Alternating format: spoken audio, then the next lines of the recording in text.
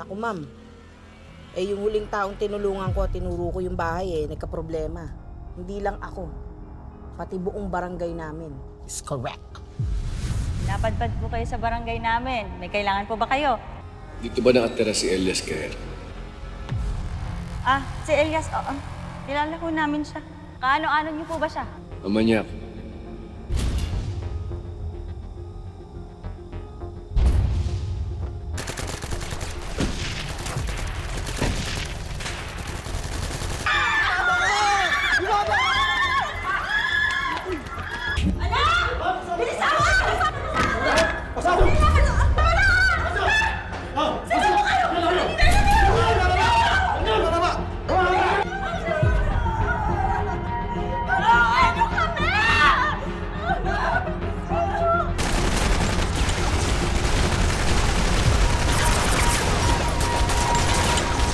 Pitana, mukhang hindi ka na natutulog. Matulog ka naman kahit isang oras. Ako na munang bahala rito.